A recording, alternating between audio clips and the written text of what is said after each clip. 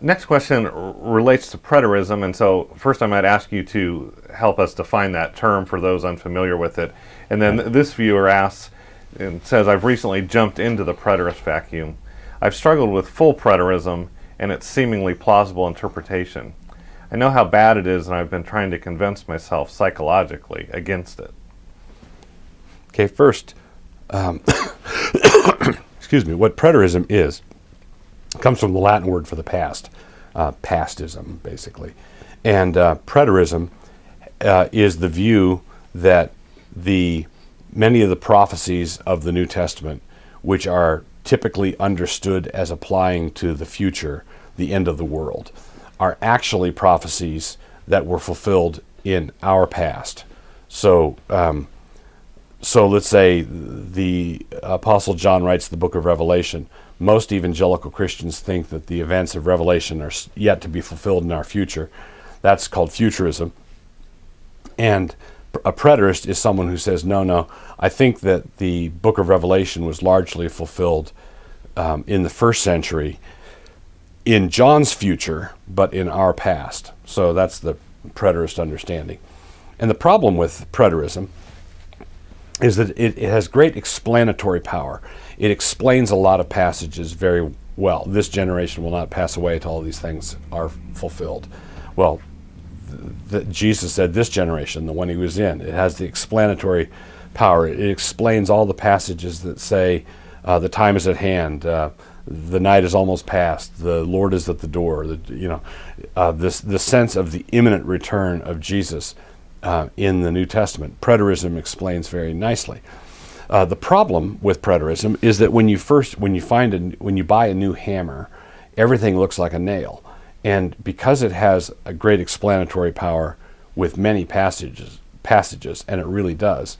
Some people have adopted what some call full preterism or consistent preterism, and what opponents would call hyper-preterism. And that is the view that says all of the prophecies of the New Testament were fulfilled in the first century, which means there's no resurrection of the dead in our future. There's no eschatology. There's no terminus of our history. Things are just going to go on forever. Now there are. For my money, I would describe myself as a partial preterist. I believe that preterism is an orthodox biblical way to handle many of the passages. But full preterism is the shiny hammer that makes everything look like a nail. It thinks that because it has great explanatory power here, here, here, and here, it explains absolutely everything.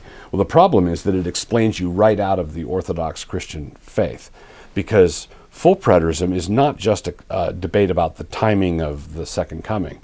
It involves other things like the nature of the resurrection body, the nature of the last day, the nature, it involves things that are much closer to the heart of the gospel.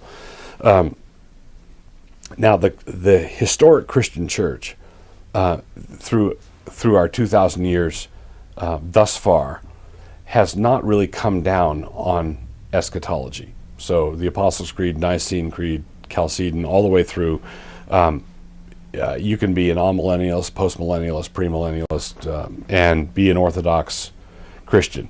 The only eschatological statement that the historic Christian church has ever made is that full preterism is wrong.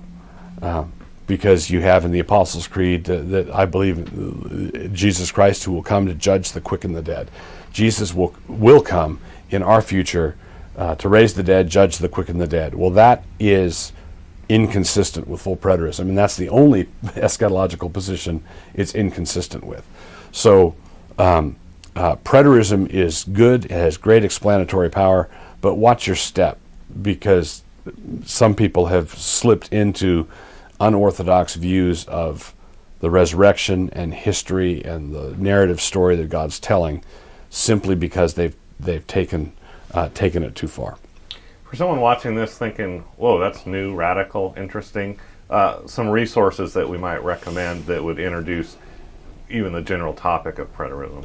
Yeah, the best books I know for Probably the best introduction to post-millennial preterism would be Keith Matheson's his book simply called Postmillennialism.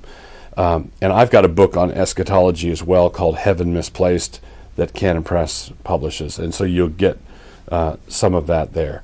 For people who want to do more, chase all the verses down, Ken Gentry's He Shall Have Dominion is good.